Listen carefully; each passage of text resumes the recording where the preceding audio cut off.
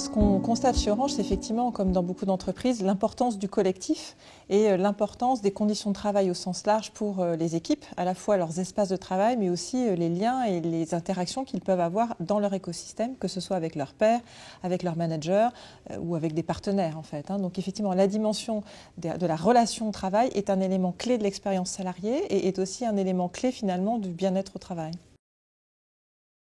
Alors le télétravail, c'est effectivement une opportunité qu'on offre à nos salariés en complément, on va dire, des formes d'organisation du travail plus traditionnelles. Et donc le plus souvent, ils le pratiquent 1 à 2 jours par semaine.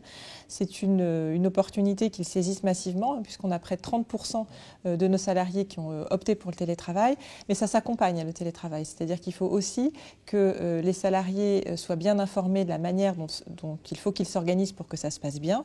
Et les managers sont également accompagnés pour s'assurer que le lien est bien maintenu pendant la période de télétravail et que pendant la période de retour au bureau, on a bien une animation de l'équipe avec des temps de partage et d'échange et que le collectif est bien préservé.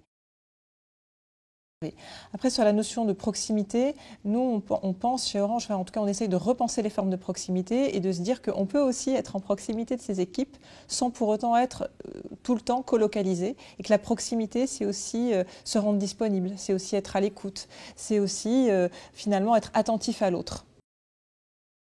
On s'est lancé dans vraiment une réflexion pour repenser notre parc tertiaire, notre parc immobilier tertiaire, pour à la fois offrir des espaces de travail plus collaboratifs, plus ouverts, plus verts, plus éco-responsables, et finalement pour avoir des espaces de travail qui génèrent du bien-être au travail, qui génèrent aussi du coup peut-être de meilleures conditions de travail et une dimension collective plus forte.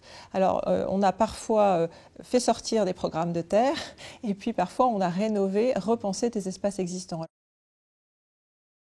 Dans les quelques programmes emblématiques dont on peut parler rapidement, il y a effectivement le projet Bridge, qui est le projet du siège du groupe Orange, qui sera basé donc ici les Moulineaux, qui est voilà, l'incarnation de l'espace de travail du futur tel que Orange le ressent, le perçoit.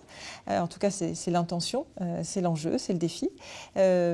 Donc avec des écosystèmes ouverts, avec des espaces de travail ouverts aussi bien à des travailleurs sédentaires qu'à des travailleurs nomades, qu'à des partenaires divers et variés. Mais on a aussi un grand programme centré sur l'innovation à Châtillon, notre programme Orange Gardens. On a des programmes plus centrés sur le développement de compétences, le learning avec Orange Campus, qui accueille finalement le développement des compétences des managers d'Orange, qui est aussi un espace important où on se rassemble entre nous pour parler management, pour progresser, pour se former. Et puis après, on a des grands campus dans les territoires pour accueillir nos salariés. Et là, effectivement, on cherche avant tout à proposer des espaces de travail qui génèrent du bien-être au travail, qui favorisent la collaboration. Ça doit être effectivement un moyen d'accompagner la transformation de l'entreprise et puis de soutenir aussi sa stratégie.